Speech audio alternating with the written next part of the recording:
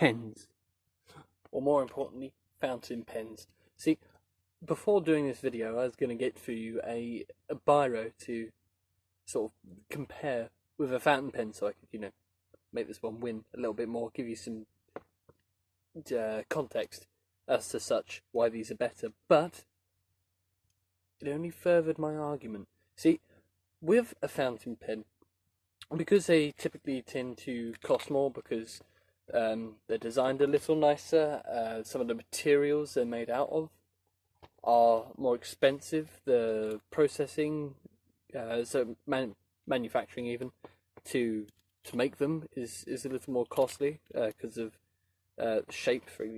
It's quite a cigar shaped pen, whereas a biro, typical Big's, just sort of your stand hexagonal, however many sides, tube of plastic, bit of plastic on either end, done.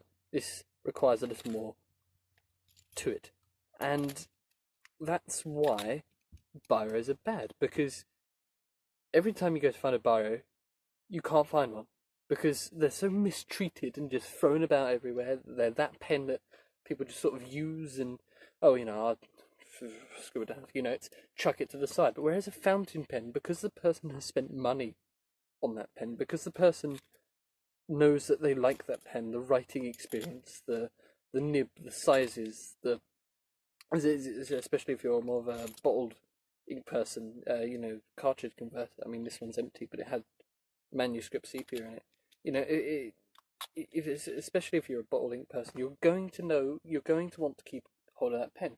You're going to want to know where that pen is so that you can use it, because you've spent money, you've invested in a tool.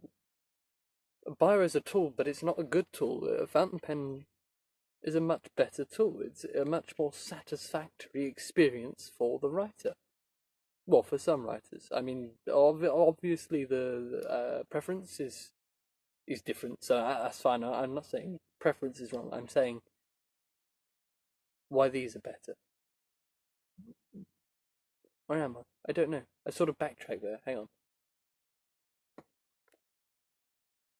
You should never start a video and just rant and then lose track of your thought. The point is, you are much more likely to have one of these. There you go. There's my new argument. You're much more likely to have a fountain pen around than a biro. Therefore, if you use fountain pens, you are guaranteed to know where a pen is to be able to use it, rather than a biro. Only school children have biros in their pockets. I mean, even I am. This is basically a rant video, so I am going to go off on a tangent. You know the sort of biros that are I don't know. I'm trying to find one now.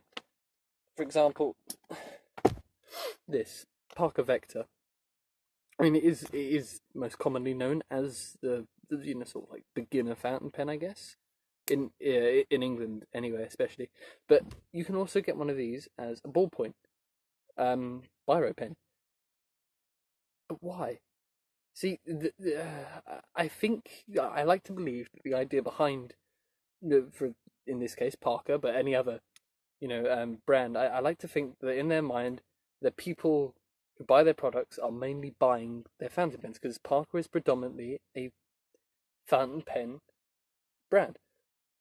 And they only chuck in the biros there because they know society has succumbed to, like bad paper quality and stuff like that. It's more common to find bad paper quality because biros don't need such a water-resistant paper, because they use gel-based ink. So they sell quality biros within their brand to suit the needs of their fountain pen users for an everyday use. So you wouldn't be able to use this on photocopy paper because it's the water is the ink is too water based.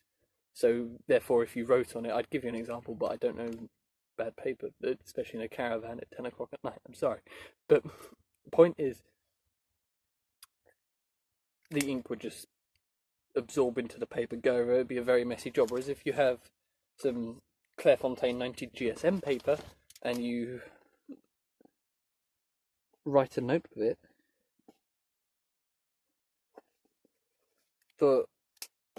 ink is going to, I don't know if I used the wrong ink choice for this. The ink is going to stay where it is without going through the page, whereas if you use normal paper, it's not. So I feel as though that's why predominantly fountain pen brands sell their biros at a high quality, because they want their customers to still be buying from, to still have a quality product that they can still write and enjoy with. But people don't invest in them because they're too expensive. They'd just rather have a biro to toss about, and that's why they don't have the pen when they need it, because they've just tossed it about. That's why you should buy a fountain pen. You're going to keep hold of it.